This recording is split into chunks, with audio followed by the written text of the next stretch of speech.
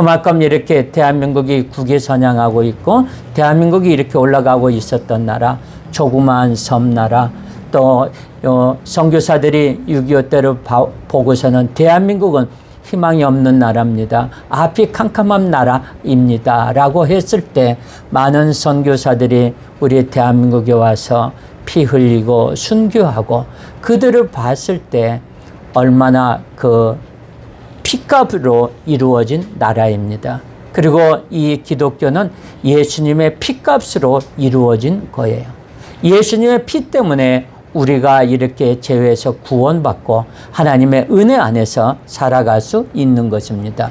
그래서 오늘은 제목이 하나님의 대언자라는 제목을 가지고 은혜를 나누려고 합니다. 통로를 찾는 사람들이라는 글을 쓴 미국의 작가 게일 페일은 현대인들이 만족 결핍증을 앓고 있다 하고 진단하고 있습니다.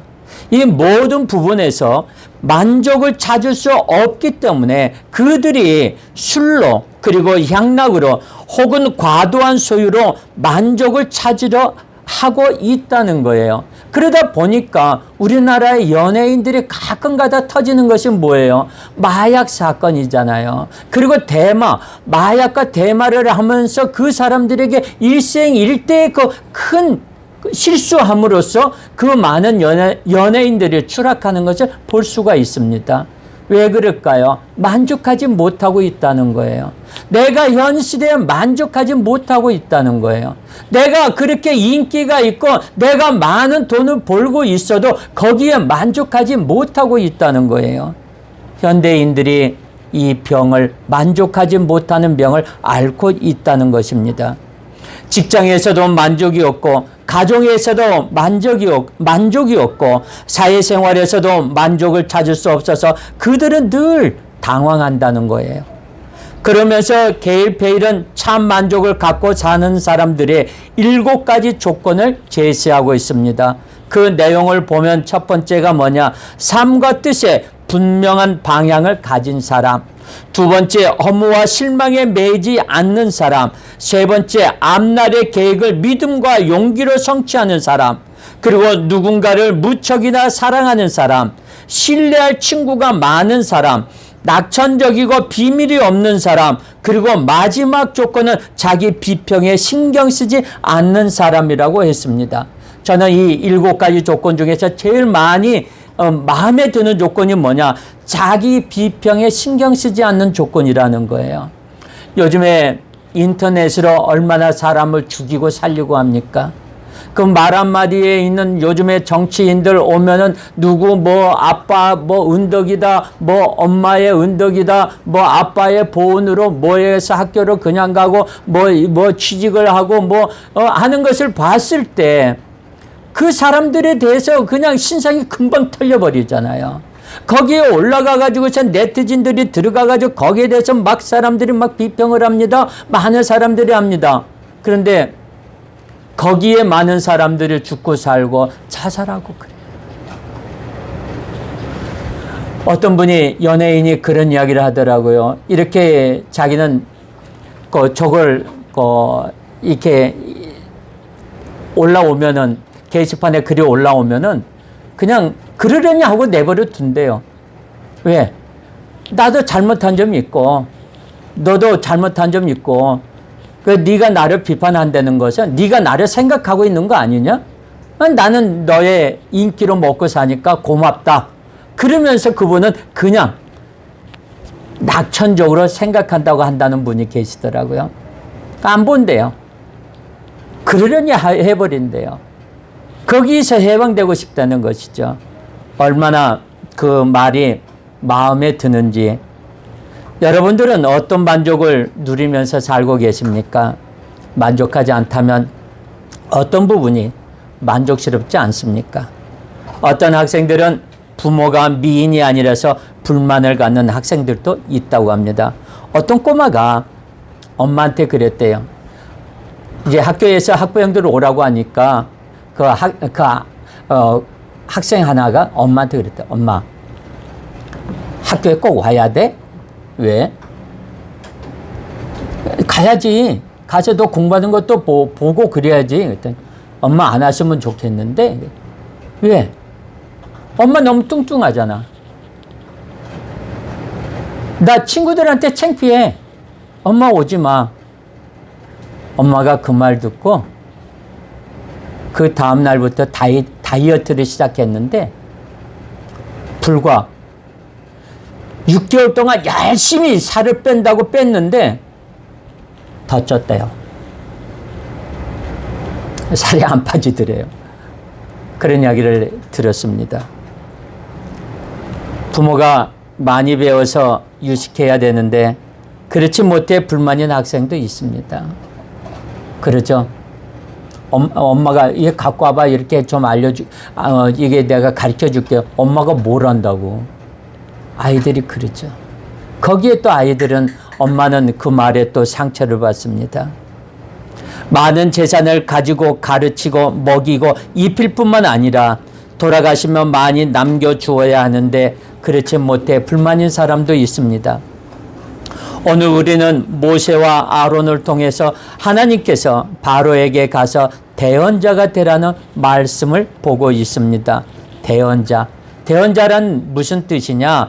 다른 사람들 앞에서 한 사람이나 여러 사람의 대변자 노릇을 하는 사람 그랬습니다. 요한일서 2장 1절에 보면 그리스도는 아버지 하나님께 사람을 변호하신다 그랬어요. 맞아요. 주 예수 그리스도께서 우리를 하나님 앞에 변호해 주셨어요. 늘 항상 무슨 일이 있을 때마다 예수님이 그리스도께서 나타나가지고 우리를 죄에서 구원해 주시고 우리에게 힘과 소망을 주시고 우리를 늘 항상 품어주시고 사랑해 주신 그 무한한 사랑, 우리는 그것을 잊지 말아야 될 것입니다. 거기에 반대로 바로는 어떤 사람입니까? 신적인 존재입니다. 애굽 사람들이 하나님처럼 섬기는 사람입니다. 오늘 출애굽기 7장에 들어가면서 드디어 여기에 들어오면서 모세와 아론이 바로에게 처음으로 나타났습니다. 지금부터 10가지의 재앙을 가지고 여기서부터 바로와 싸우는 장면이 들어가요. 그런데 여기서 보면은 이 모세가 분명히 자기는 말을 못합니다. 저는 입도 짧습니다. 그런데 거기에 누구를 붙여주냐? 대변자로, 대언자로 바로 아론을 붙여주는 것을 오늘 우리는 볼 수가 있습니다. 이 세상에서 아쉬울 것이 없는 권력과 부귀영화를 한 몸에 가지고 있는 하나의 상징적인 존재입니다. 누가? 바로가. 그런 바로에게 가서 말씀을 증거하라고 하는 것입니다. 생각해 보세요. 아마 모세는 알 겁니다. 모세는 이 바로왕이라든가 여기에 대해서 이야기를 들어서 알 거예요. 어떤 사람이라는 것을 바로는 알고 있습니다. 그리고 바로가 모세가 어떤 사람이라는 것을 알고 있어요. 서로들 이 정치에 휩싸여 가지고 어떻게 보면 모세가 밀린 거예요. 이집트 왕자에서 왕의 계승에서. 왜냐하면 모세는 순수한 혈통이 아니에요. 순수한 혈통이 아니다 보니까 거기에서 왕의 그 자리에서 밀려버린 거죠. 거기서 그래서 모세는 쫓겨난 것입니다. 거기서 하나님께서 모세에게 많은 지혜를 주셨고 그리고 거기 애굽에서 경제와 국방과 전투와 이 사회 모든 법적인 것 이것을 전부가 다 공부를 하게 만들었고 그리고 나중에 모세의 오경을 만들 때도 많은 여기에 대한 지식과 경험이 있다는 것을 우리는 볼 수가 있습니다. 그런데 가서 바로에게 증거하라는 거예요. 증거할 내용은 무엇이냐? 이스라엘 자손을 그 땅에서 내보내라고 하는 거예요. 들어줄 까닭이 없는 너무나도 부담스러운 내용입니다. 그러나 주님은 모세와 아론을 바로에게 보내셨습니다. 보내시면서 내가 너로 바로에게 신이 되게 하였은즉 내 형 아론은 내 대언자가 되리라라고 아론을 대언자로 세워주셨어요. 우리가 대언자라고 하는 것은 이름 그대로 대신 전하는 사명을 가진 사람입니다. 정당을 보면 총재가 있고 사무총장 그리고 원내 총무 등 여러 직책이 있지만 그들의 생각과 계획들을 발표하는 특별한 사람이 있는데 우리는 그들을 대변인이라고 말을 합니다. 대언자의 중요한 자세는 자기의 생각이나 목소리가 아니라 최고 지도자나 모임에서 결정된 사실을 정확하게 그리고 객관적으로 전해야 한다는 거예요. 성경에 많은 말씀이 기록자들이 있지만 그들이 하나님의 말씀을 전달하기에 그들의 이름은 그렇게 중요하지 않습니다. 중요한 것은 뭐냐? 하나님의 말씀이에요. 인가기도 아시죠? 우리는 인가기도 하셔야지요. 그렇게 말씀을 드리면 아이고 목사님 모르시는 말씀 마세요. 우리 남편은 내가 내놓았습니다. 저기 우리 자기 남편은 예수 그리스도로 증거할 대상에서 제외해 놓았다는 거예요. 내가 인정을 하지 않는다는 거예요. 그럼 누가 인정합니까? 내 사랑하는 내 아내, 내 사랑하는 내 남편, 내 사랑하는 내 자녀들 내가 인정하지 않으면 누가 인정해 주는 것입니까? 바로 그 이야기를 하는 거예요. 다른 사람은 몰라도 이 사람은 아닙니다. 사실 모세가 그랬어요. 바로에게 가라고 그랬을 때 하나님 저는요 말주변도 없는 내가 더구나 이제는 나이가 80이나 되어 힘도 없는 내가 어떻게 바로에게 가서 말을 합니까? 바로에게 가서 말한다 해도 바늘 하나 들어가지 않을 것입니다 라고 이야기했어요. 사실 모세도 그렇게 처음에는 두렵고 떨려서 그 대언자의 자리, 그 사명의 자리를 거절하려고 여러 가지로 변명하고 핑계를 댔습니다. 우리는 그 장면을 봤을 때 호렙산에서의 그 장면을 하나님과의 그 장면을 봤을 때 진짜 어쩌면 저 지도자가 저렇게 진짜 하나님 앞에 그렇게 못한다고 하는가 그것을 우리가 봤습니다. 여러분들에게 있어서 바로 같은 존재는 누굽니까? 배우자입니까? 아니면 부모님입니까? 아니면 자식입니까? 오늘 본문 말씀 한번 볼까요? 3절과 4절 한번 보겠습니다. 자, 다 같이 시작. 내가 바로의 마음을 완악하게 하고 내 표징과 내 이적을 애굽 땅에서 많이 행할 것이나 바로가 너희의 말을 듣지 아니할 터인즉 내가 내 손을 애굽에 뻗쳐 여러 큰 심판을 내리고 내 군대 내 백성 이스라엘 자손을 그 땅에서 인도하여 낼지라 라고 그랬어요. 여기서 뭡니까? 바로의 특징이 나와 있습니다. 바로는 어떤 사람?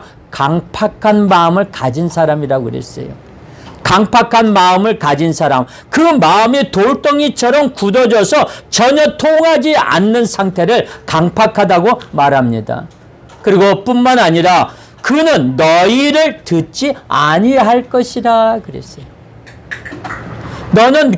바로는 너희들의 말을 듣지 아니할 것이라 그 바로처럼 우리 주변에도 내가 바로라고 생각하고 아예 포기해버리는 바로 같은 존재들이 상당히 많이 있을 겁니다.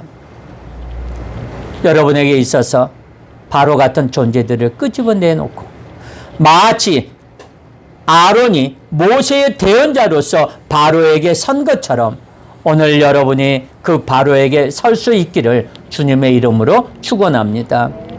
주님이 오셨을 때 대언자는 누구였어요? 세례 요한이었어요. 사람이 생각할 때 세례 요한은 예수 그리스도보다 훨씬 유명한 자였습니다.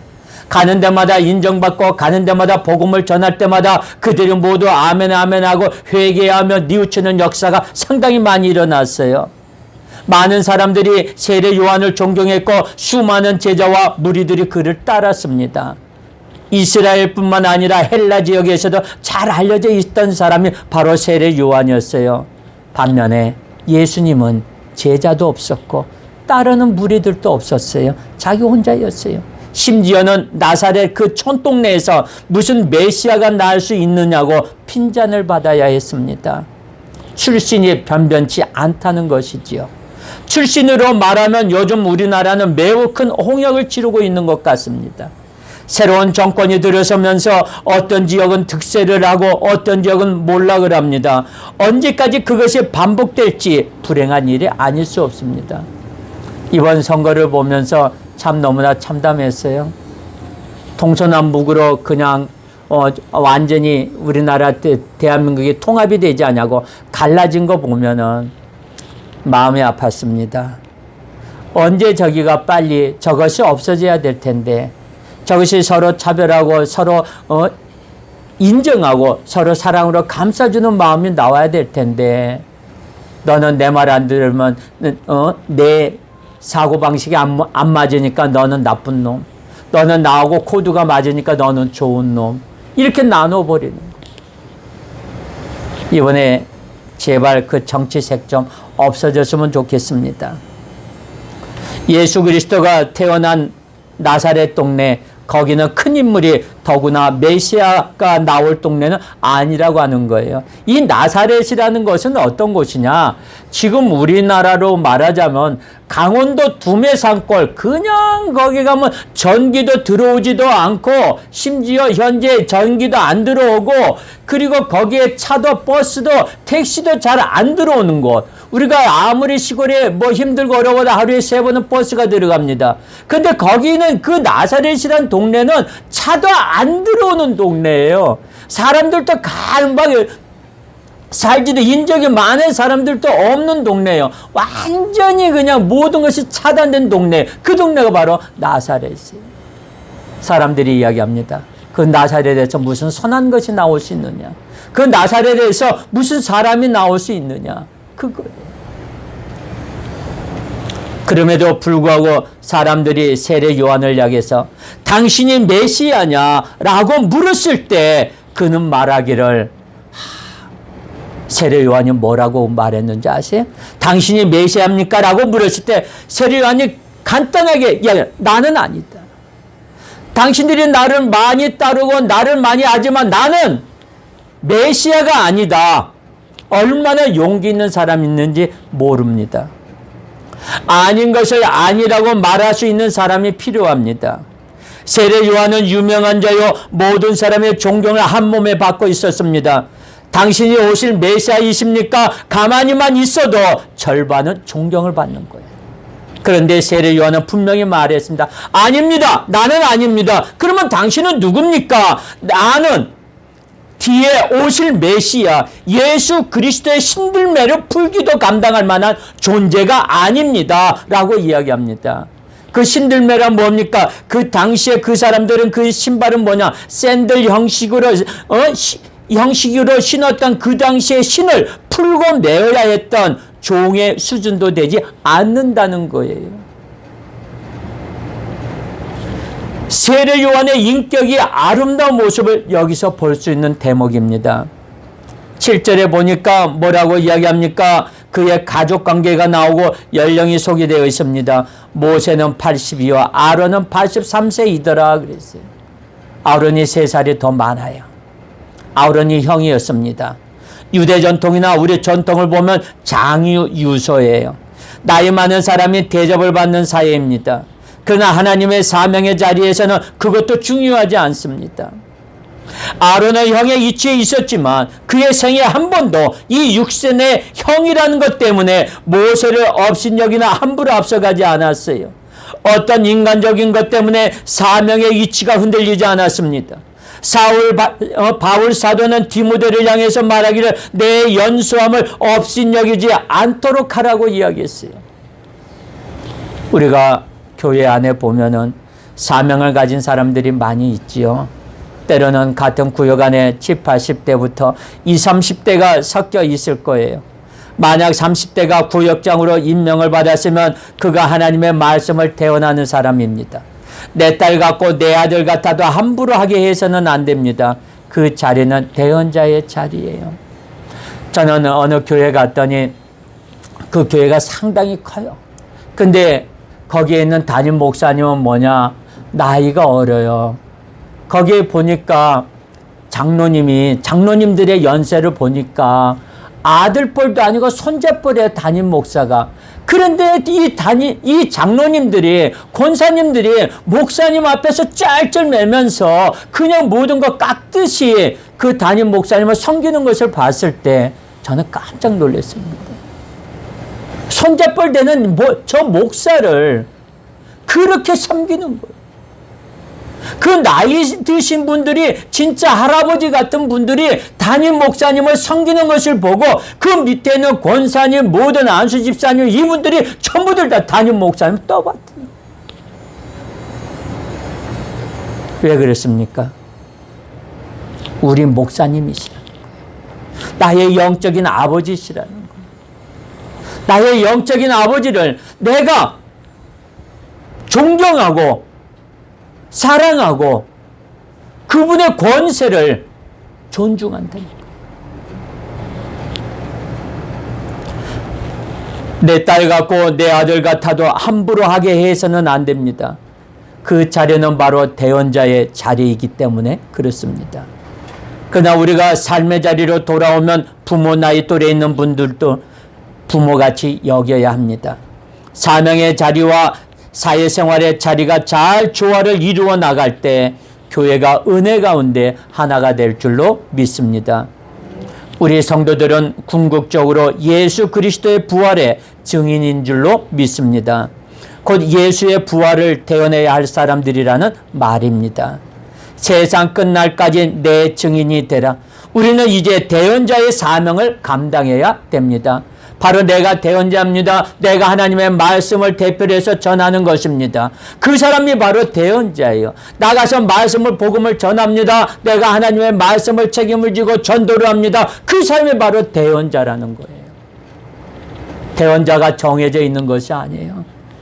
여기 앉아있는 분 모든 분들이 다 대언자라는 거예요. 복음을 전할 수 있는 자, 하나님의 말씀을 대신해서 전하는 자, 그 자가 바로 대언자입니다. 어떤 경우에도 이 사명을 소홀히 해서는 안 될 것입니다. 자신의 생각이 아닌 예수 그리스도께서 우리에게 주신 말씀을 그대로 손상시키지 않고 전하는 것입니다. 그러나 사실 그것은 어떻게 보면 불가능할 때가 상당히 많이 있어요. 베드로를 비롯한 제자들도 불가능했습니다. 그래서 숨었습니다. 그런데 언제 가능해졌습니까? 오순절 마가의 다락방, 오순절 성령 충만의 역사, 그들이 간절히 모여서 기도하며 필기를 다할 때 120명의 성도들이 큰 은혜의 충만함으로 가득 찼을 때 누가 시키지 않았지만 그들은 문을 박차고 세상으로 나갈 수 있었습니다. 그리고 자신들을 박해하던 이들을 향해서 너희가 십자가에 못 박은 그 예수를 하나님의 주와 그리스도가 되게 하셨다고 증거할 수 있었어요. 바로 대언자가 된 것입니다. 우리가 대언자가 되기 위해서는 반드시 어떤 과정이 필요합니다. 예수 그리스도 안에 기도의 사람으로 붙잡히는 역사가 필요합니다. 기도의 삶을 통해서 성령의 충만함을 받는 과정이 필요합니다. 그렇지 않고서는 대언자가 될 수가 없어요. 우리는 늘 항상 기도하라고 합니다. 하나님, 우리는 기도해야 됩니다. 우리는 모두가 다 기도해야 됩니다. 그래야 우리가 성령 충만합니다. 합니다. 성령 충만한 자에게, 기도한 자에게 성령의 능력이 임하는 거예요. 성령의 은사가 임하는 거예요. 기도할 때마다 내가 악한 영들을 물리칠 수 있는 거예요. 근심, 걱정, 고난을 물리칠 수 있는 거예요. 그것이 바로 무엇이냐? 기도예요. 우리는 하루에 3시간 기도합니다. 우리는 하루에 내가 30분씩 기도합니다. 나는 1시간씩 놓고 기도합니다. 그래요. 여러분들도 기도하잖아요. 저는 여러분들이 하루에 3번씩은 꼭 기도한다고 저는 생각해요. 또 한 번은 또 4번 하시는 분도 있을 거라고 생각해요. 5번 하실 분도 있다고 생각해요. 그건 뭐냐? 첫 번째는 뭐냐? 식기도 다 하잖아요. 식기도 할 때 기도의 능력이 임하는 거예요. 잠자리에 들 때 내가 또 기도하는 거예요. 하나님 감사합니다. 오늘 내가 뒤돌아보면 오늘 이러이러한 점이 실수가 있었네요. 회개합니다. 내일은 이제 짓지 않게 해주세요 하고 기도합니다. 또 아침에 일어나죠. 아침에 일어나자마자 하나님 감사합니다. 오늘도 저를 호흡하게 해주시고 오늘도 건강한 몸으로 새벽기도 나가서 예배를 드리게 하신 하나님 감사합니다. 얼마나 감사해요. 보통 3번에서 5번은 기도하잖아요. 비록 짧지만 그 기도도 자주 하세요. 짧은 기도도 자주를 하세요. 그 짧은 기도를 자주 할 때마다 그 기도가 합쳐지면서 그 기도의 안에 능력이 생기고 그 안에 성령이 임하는 거예요. 그러면서 내가 하나님을 만나게 되고 내가 찬양하면서 악한 영들이 7갈래로 도망가는 거예요. 내가 비록 짧은 기도이지만 내가 무릎 꿇고 정식적으로 하나님 앞에 통성 기도를 드리지는 않고 있지만 가는 자리에서 있는 자리에서 내가 하나님 앞에 핸들을 잡고 운전하면서 그 자리에서 찬양하면서 기도하는 것, 이것이 바로 하나님 앞에 예배 드리는 모습이라고 저는 생각합니다. 꼭 시간을 정해놓고 앉아서 예배를 목사님이 설교해야만이, 구역장이 설교해야만이, 전도사가 설교해야만이 예배가 아니에요. 내가 혼자 앉아서 운전하면서 찬양하고 기도하고 말씀 듣고, 이것이 바로 하나님 앞에 드리는 예배예요.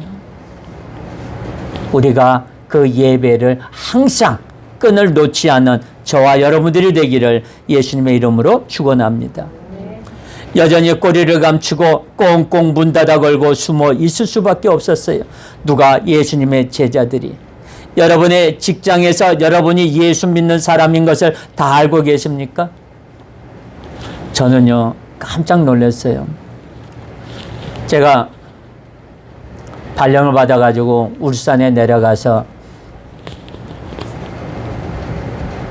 효성에서 근무할 때, 거기는 들어가면은 식당에 인원들이 상당히 많아요. 그렇기 때문에 맨 처음에 반으로 쪼개가지고 이쪽은 생산지, 이쪽은 사무실지 그랬어요. 근데 그것이 나중에 그 말들이 좀 많이 나와가지고 그것을 나중에 터버렸어요. 그러니까 터버리다 보니까 식당이 굉장해요. 운동장만 할 정도예요. 그냥 직원이 거기가 몇천 명이니까. 그러면서 이제 시간대로 이제 밥을 먹으러 가는데, 거기서 이제 가면은 이제 그 현장직하고 우리하고는 이제 만납니다. 사무실 직원들하고. 그래서 식사를 하는데 이렇게 직원들이 이제 또 밥 먹을 때 보면 끼리끼리 모이잖아요. 그래서 놓고 기도를 합니다. 그러나서 이렇게 쳐다봐요. 한 분이 저한테 하루는 그래요. 아니, 어디 김현준 씨 교회 다녀요? 그때 예, 교회 다닙니다. 그래요? 직분이 뭐예요? 집사입니다. 그랬더니 아, 그래요? 아, 총각인데 집사예요? 예, 저는 총각 때 집사 직분 받았습니다. 예, 집사입니다. 그랬더니 그래요? 근데 어떻게 그렇게 자신 있게 기도해요? 왜요? 기도 안 해요? 자기는 교회 다니는데 기도 못 하겠대요. 하면 돼요. 땀이 보도 말 때는 하면 돼요. 그래서 제가 그것을 한 달, 일주일 막 하니까 같이 주위에 있는 사람들이 내가 막 고개 숙이고 기도하니까 의외로 그때는 내가 못 봤는데 기도하는 사람들이 많이 내 눈에 띄더라고요. 저는 딴 거 아니었어요. 그랬더니 그분 내 옆에서 같이 우리까지 같이 그분도 또 그래요. 아, 나는 김현준 씨 때문에 나는 기도하게 됐어요. 그분 때문에 해서, 그러니까 이분이 기도하니까 또 같이 마음 놓고 누가 못하니까 나는 참 많은 죄를 짓고 있고, 나는 많은 사람들에게 내가 사랑받지 못하고 있고, 내가 해만 끼치고 있고, 폐만 끼치고 있으니까 내가 낮아지는 거예요. 그 생각을 하면서 하나님 앞에 내가 욕되지 않을까, 그 생각을 하면서 내가 그러지를 못하는 거예요. 내가 예수를 믿는다고 예수를 믿는다고 떳떳하게 나타나지 못하는 거예요. 왜? 내 행동이 그러니까. 근데 아닙니다. 잘못해도 해야 됩니다. 그러면서 내가 고쳐지는 거예요. 내가 예수 믿는 사람인데, 내가 저기 하나님은 나를 사랑한 사람인데 내가 이러면 안 되지. 그러면서 그것이 하나씩 고쳐지는 거예요. 왜? 우리는 완벽한 사람이 없으니까. 우리는 예수 믿는 사람이란 것을 이야기해야 됩니다. 그리고 여러분이 생활하는 아파트에서 여러분이 예수 믿는 사람이라는 것을 다 알고 있습니까? 성령의 충만함에 사로잡히지 않는 한 우리는 자기를 감추어야 합니다. 자신이 없기 때문이에요. 핍박받을까봐, 내게 어려움이 생길까봐 꽁꽁 감추어둡니다. 그래서 자기의 가게 교패 붙이는 것도 겁이 나고 집에 교패 붙이는 것도 부담스러울 것입니다. 그러나 성령의 사람이 되면 내가 예수의 사람인 것을 증거하지 않고서는 견딜 수가 없어요. 사도 바울이 고백합니다. 내가 이 일을 하지 않으면 내게 화가 미치리로다. 내 속에서 성령이 강권하시는도다 그랬어요. 그래서 기도하자고 하는 것입니다. 그래서 성령의 충만함을 받자고 하는 것입니다. 그래서 성령의 충만함을 받은 사람이 기도할 때 하늘문이 열릴 줄로 믿습니다. 하늘문을 아무나 엽니까? 기도의 사람들이 열고 성령의 충만한 사람들이 열고 예수의 대언자가 된 사람들이 열 줄로 믿습니다. 바로는 만만한 사람이 아니에요. 그래서 우리 주님께서 바로와 대변해야 할 모세와 아론에게 미리 말씀해 주셨어요. 바로는 마음이 강팍한 사람이다. 너희들이 얘기해서 들을 사람이 아니다. 그렇지만 가봐라. 네가 해서 듣지 않을 사람이지만 그래도 가라. 쉬지 않는 물방울은 바위를 뚫는다고 했습니다. 안 되지만 내가 하나님 앞에 기도해서 안 되지만 하나님 앞에 계속 무릎 꿇는 거예요. 하나님 도와주세요. 하나님 내가 이런 나쁜 버릇을 고치게 해주세요. 하나님 내가 이런 면을 내가 이번에 주님 앞에 나가야 됩니다.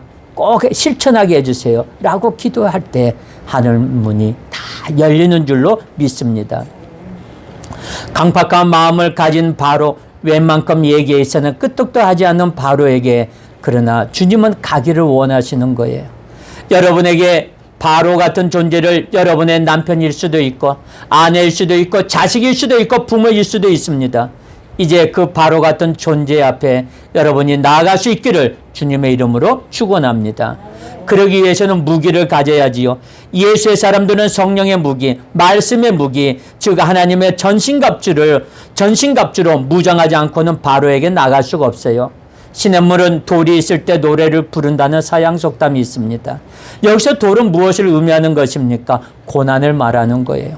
인생의 갖가지 아픔을 말하는 것입니다. 그런데 그 아픔 때문에, 고난 때문에 오히려 인생을 노래하게 된다는 거예요. 사도 바울이 이야기합니다. 고난받는 것이 내게는 유익이라. 왜? 감사의 조건이 된다는 거예요.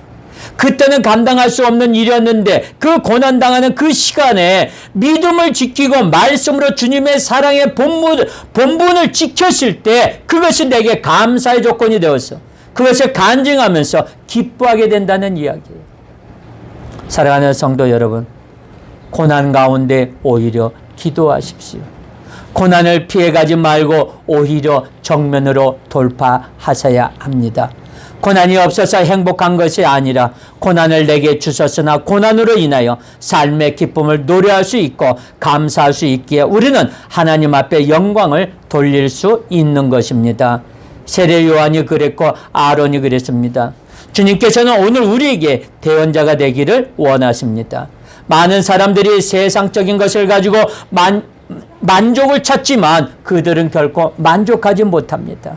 끊임없이 새로운 만족을 찾아 달려가지만 그들을 결코 만족시킬 수는 없어요. 그러므로 이제 우리는 주님 앞에 새로운 기준을 가져야 합니다. 이 놀라운 역사에 모든 성도들이 한마음이 되셔서 어떤 상대라도 그것이 바로라고 할지라도 기꺼이 대언자로 그 앞에 가서 예수를 그리스도라 증거하며 우리의 시간과 물질과 사랑과 우리의 모든 것을 다해 마침내 그 영혼을 사로잡아 예수의 이름 앞에 굴복시키고 마는 능력의 대언자 바로 동방교회 성도들이 되시기를 예수님의 이름으로 축원합니다.